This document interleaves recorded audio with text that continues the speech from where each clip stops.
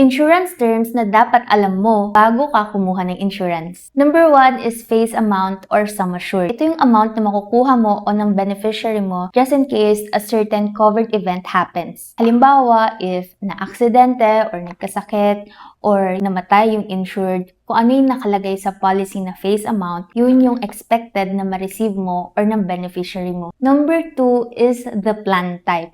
Very important na clear sa atin kung anong klase ng insurance ba yung kukunin natin para expected natin kung hanggang kailan tayo magbabayad, kung tataas pa ba yung premium or hindi na, at kung ano expected nga na benefits na makukuha sa loob ng plan na yun. May 3 plan types. Term insurance, traditional or whole life insurance, at pangatlo is VUL. Ano yung pagkakaiba-iba? Kapag term insurance, ito usually yung pinakamura kasi covered ka lang for a certain period of time. Halimbawa, for a year. After nun, you have to renew your coverage. You're like renting kapag hindi mo na siya kailangan, hindi mo na siya need bayaran. But at the same time, wala kang ma-expect na anything na sukli na balik sa mga hinulog mo. Usually din sa mga term insurance, increasing yung premium. Ibig sabihin, every time you renew, tumataas yung premium na babayaran mo, hindi siya nag-retain. Pangalawa is traditional or whole life insurance. Limited time to pay lang, but up to age 100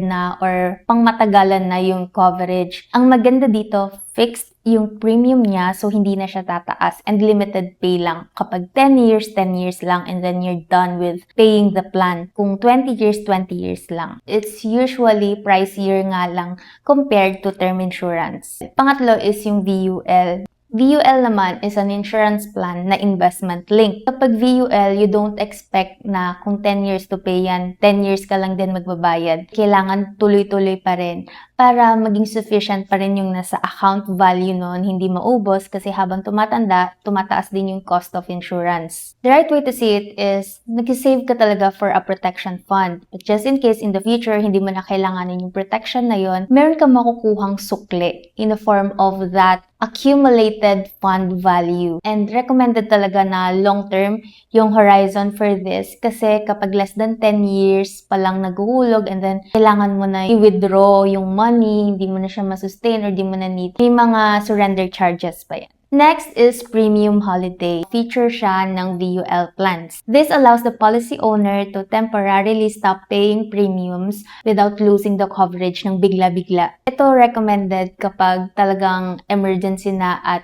walang maipambayad ng premium for that specific time. So, imbes na magbayad, yung pagkukuha ng fund is doon sa account value. Kaya mababawasan yun para updated pa rin yung payment ng plan. Next naman is contestability period. Across different insurance companies, 2 years ang contestability period. Kapag nagkaroon ng claim, aside sa accident, may right yung insurer to investigate or contest the claims just to make sure na walang naging any misrepresentation nung nag-apply yung insured. Lastly is cooling off period. This is the number of days you can review your policy kapag na-approve na siya, na-receive mo na yung contract, and kung kailan ka pwede pang makapag-file for a refund. Just in case, hindi pala yun yung hinahanap mo or hindi pala siya swak sa kailangan mo. In our company, it's within 15 days upon receiving the contract. These are the terms na magandang alam mo at aware ka before signing up for a policy para you know what to expect. Buying your personal insurance is a milestone, but it can be overwhelming as well. The more you understand these terms, the easier it is to choose the plan that's right for you.